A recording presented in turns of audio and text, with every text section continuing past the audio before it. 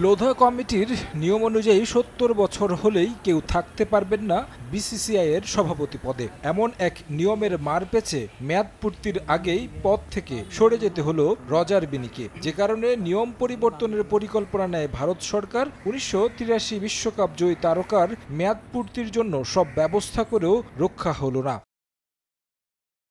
গেল মাসে ৭০ বছর পূর্তি হয়েছে রজার বিনির। সংশোধিত আইনে ৭৫ বছর পর্যন্ত দায়িত্বে থাকতে পারবেন বিনি, কিন্তু সমস্যা হয়ে দাঁড়িয়েছে সংসদে পাশ হওয়া নতুন আইন এখনও গেজেট আকারে প্রকাশ না হওয়া। বিসিসিআই এখনও হাতে পায়নি নতুন আইনের কপি, যে কারণে সভাপতি পদ কিভাবে পরিবর্তন হবে তা নিয়ে ধোঁয়াশায় ভারতের সবচেয়ে ধনী বোর্ড। আর সে কারণেই পুরনো আইন মেনে সিদ্ধান্ত নিয়েছে তারা।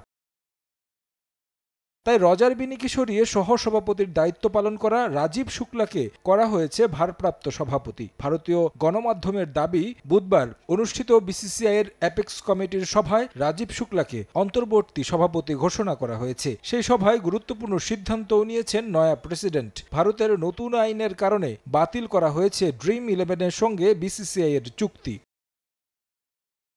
শঙ্কা তৈরি হয়েছে কবে নির্বাচন অনুষ্ঠিত হবে বিসিসিআই এর। নিয়ম অনুযায়ী সেপ্টেম্বরে হওয়ার কথা থাকলেও নতুন আইন হওয়ায় পেছাতে পারে নির্বাচন। কেমন হবে নয়া আইন, কিভাবে তা মেনে নির্বাচন হবে তা নিয়েও চলছে আলোচনা। তবে সংশ্লিষ্টরা চাইছেন দ্রুত নির্বাচনের। নতুন আইনের কারণে চাইলে ৩ মাস পেছানোর ক্ষমতা আছে নির্বাচন। এ সময়ে দায়িত্ব পালন করবেন রাজীব শুক্লা।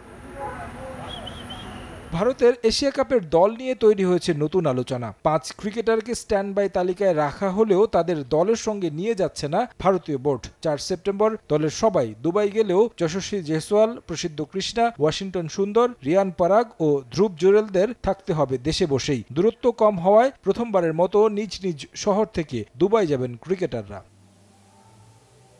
এদিকে ভারতের ওয়ানডে দলে জায়গা পেতে নতুন এক পরীক্ষা দিতে হচ্ছে ভারতীয় অধিনায়ক রোহিত শর্মাকে। এশিয়া কাপের পর অস্ট্রেলিয়া সিরিজের দলে জায়গা পেতে ব্রঙ্কো টেস্ট দিতে হবে তাকে। বেঙ্গালুরুর সেন্টার ফর এক্সিলেন্সে ১৩ সেপ্টেম্বর টেস্ট দিবেন বলে জানিয়েছে কর্তৃপক্ষ।